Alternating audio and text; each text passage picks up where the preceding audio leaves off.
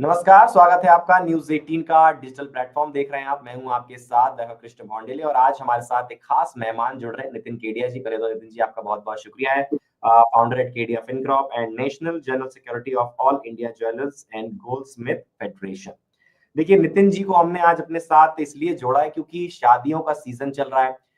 कभी गोल्ड के दाम ऊपर जाते हैं, कभी नीचे जाते हैं, कभी सिल्वर के दाम ऊपर जाते हैं, नीचे जाते हैं। तो जो निवेशक हैं या जो भी बायर्स हैं, उनके मन में सवाल बहुत सारे हैं कि कब बाय करना है और कब उनको सेल करना है। वहीं जो लोग शादी के पर्पज़ से या किसी फेस्टिवल के पर्पज़ से खरीदना चाहते हैं, वो भी काफ़ी असमंजस में है कि क्या करना है। तो नितिन जी हमारे साथ जुड़ गए। नितिन जी, सबसे पहला सवाल मेरा आपसे क्योंकि शादियों का सीज़न चल रहा है, अभी और 2-3 महीने शादियों का सीज़न चलेगा। हमने जैसा कि देखा कि गोल्ड आज थोड़ा-सा 300 साढ़े 300 रुपए नीचे आया है।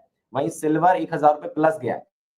तो अगले 60-70 दिन किस तरीके से ये रोटेशन मनी का चलने वाला है? ऊपर जाएगा, नीचे जाएगा? जो निवेशक है, क्या वो आज निवेश करें? पहले तो आप आज की बात बताइए, फिर आगे की बात करेंगे। नमस्कार वैभव जी।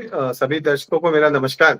हमने जब पिछली बार गोल्ड और सिल्वर के बारे में बात करी थी, तब मैंने कहा था कि 31 दिसंबर तक जो है वो चांदी 2 लाख रुपए टच कर जाएगी। तो जो भी निवेशक है वो दीपावली के दौरान जो है, मतलब दीपावली निकली थी तो 150 145 का भाव चल रहा था, तो हमने बहुत विश्वास के साथ कहा था कि यहाँ से 30% की तेजी जो है वो हमें अगले 2 महीने में, या 50 ही दिन बचे थे उसमें आ जाएगी।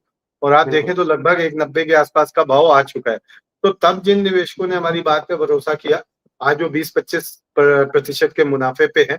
और आगे के लिए भी मैं आपको एक बात बता दूं कि हमने 31 मार्च तक के लिए 2.5 लाख का टारगेट दिया है।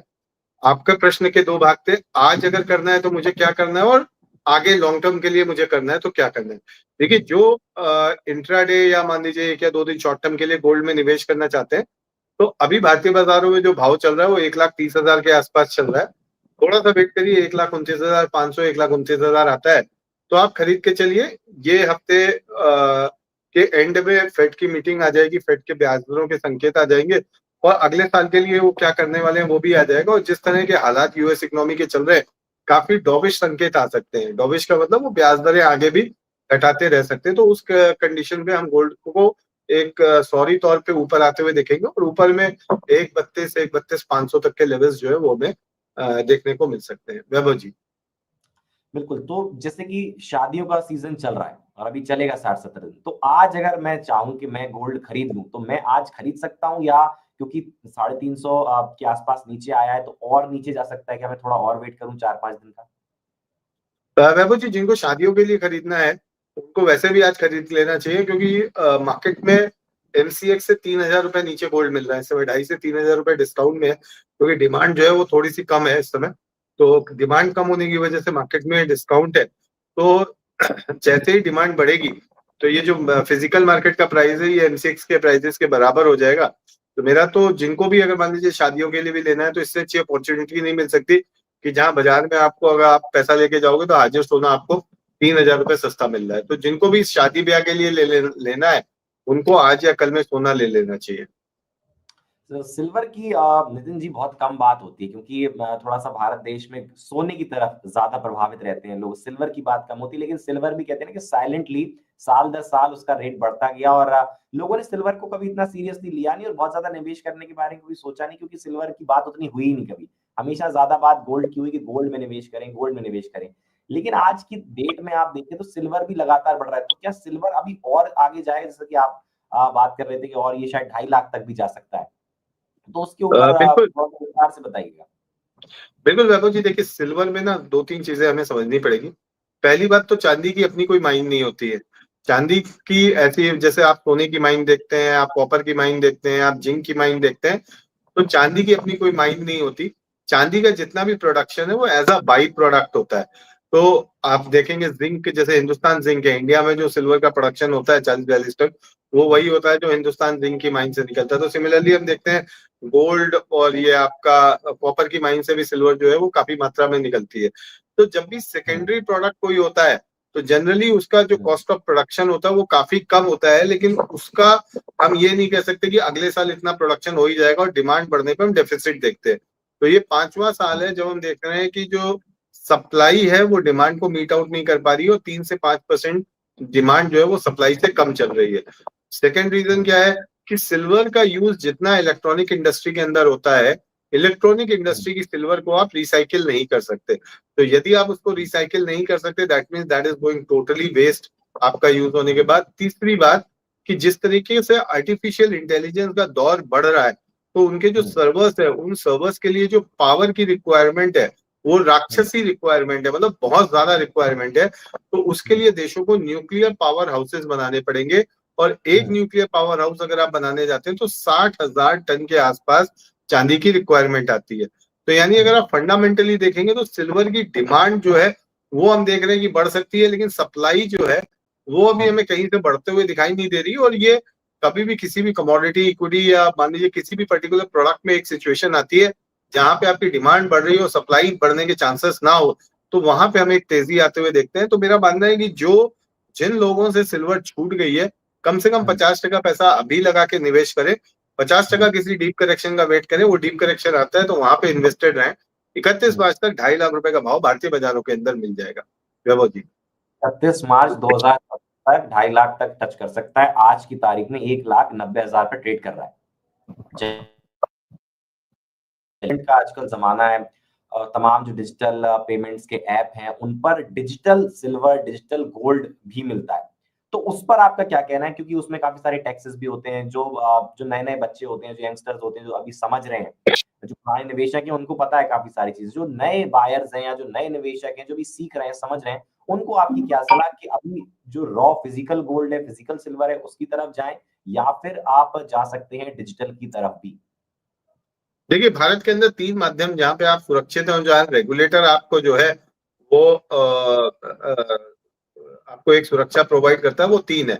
आप फिजिकल मार्केट में ले सकते हैं, फिजिकल मार्केट आपको बाजार के अंदर मिल रही, दुकानदार कभी भी जो है वो गलत काम नहीं करता। सेकंड, आप ईटीएफ के माध्यम से ले सकते हैं। तीसरा, आप एमसीएक्स के माध्यम से डिलीवरी ले सकते हैं।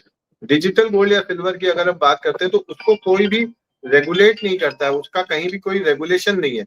तो रेगुलेशन नहीं होने की वजह से प्रॉब्लम क्या आती है, समस्या क्या आती है कि कल को मान लीजिए किसी ने अपनी दुकान बंद कर दी, किसी ने अपना ऐप बंद कर दिया, तो आपके पास सिर्फ एक ही सहारा होता है कि आप ईओडब्ल्यू में जाइए या फिर आप मान लीजिए अपनी शिकायत पुलिस में करिए। लेकिन आप जब तक वो बंदा आपको मिल नहीं जाता और आपका पैसा नहीं दे देता है, तब तक आपका वो पैसा जो है वो चला गया। तो किसी भी तरह का जो भी डिजिटल प्लेटफॉर्म है, चाहे वो डिजिटल गोल्ड है, चाहे वो डिजिटल सिल्वर है, जब तक इसमें कोई रेगुलेटर नहीं आ जाता तब तक मेरा आग्रह सबसे यही रहता है कि आप इससे दूर रहें। इनफैक्ट जो भारतीय शेयर बाजारों के जो रेगुलेटर है सेबी, उन्होंने कुछ दिन पहले एक वार्निंग भी इशू करी थी कि जिस तरीके से कुकुर मुत्ते की तरह डिजिटल गोल्ड और सिल्वर के प्लेटफॉर्म निकल के आ रहे हैं सामने, उससे निवेशकों को दूरी बना के रखनी चाहिए।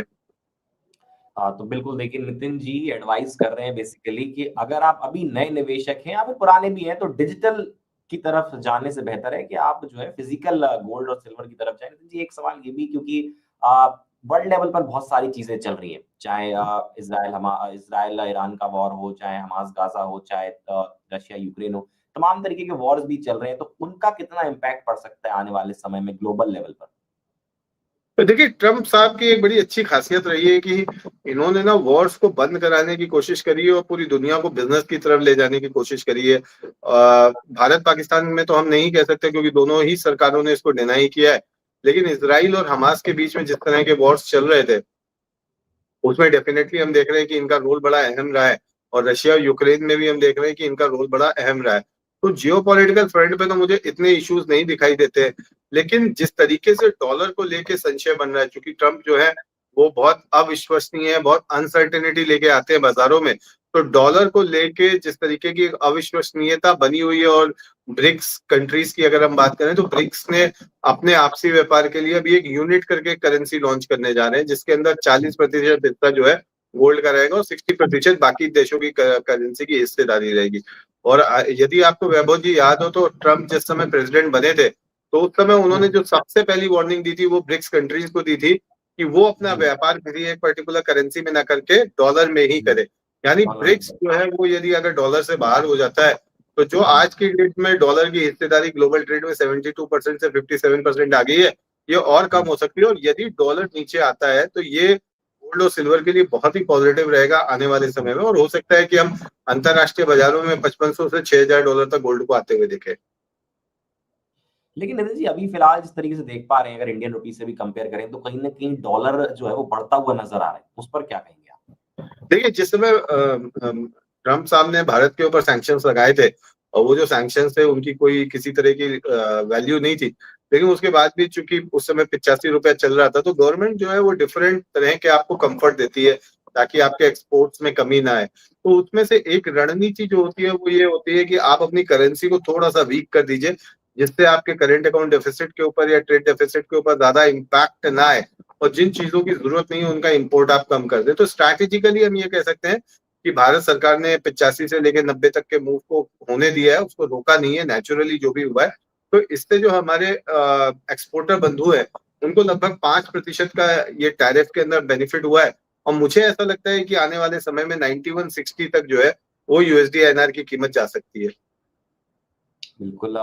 एक एक छोटा सवाल ये भी रहेगा मेरा, क्योंकि आजकल एक चीज चली है, क्योंकि भारतीय जो बाजार है उनमें कई बार ऐसा होता है कि कच्ची जो पर्ची होती है, कई बार कच्ची पर्ची देके आपसी में भी लोग गोल्ड खरीदते हैं, सिल्वर खरीदते हैं, और उन चीजों की वजह से क्या होता है कि जो जीएसटी है, आईजीएसटी है, उसको बचाने के लिए दुकानदार कई बार कच्ची पर्ची दे देता है और कहता है कि विश्वास पे बात कर लो। थोड़ी देर पहले आपने जिक्र भी करा था कि अगर दुकान बंद हो गई या डिजिटल प्लेटफॉर्म बंद हो गया तो कैसे उसका समाधान निकालेंगे। तो उस पर क्या कहेंगे आप, उससे कितना बचना चाहिए? क्योंकि कहीं ना कहीं ऐसी चीजों में जब इंसान फंस जाता है तो फिर उसके बाद निवेशक के तौर पे पैसा निवेश किया था कि रिटर्न मिलेगा, रिटर्न की जगह और पैसा इन्वेस्ट करना पड़ता है कि जो है वो भी बच जाए थोड़ा बहुत। वैभव जी, इसमें ना सरकार को भी 2 कदम बढ़ाने पड़ेंगे।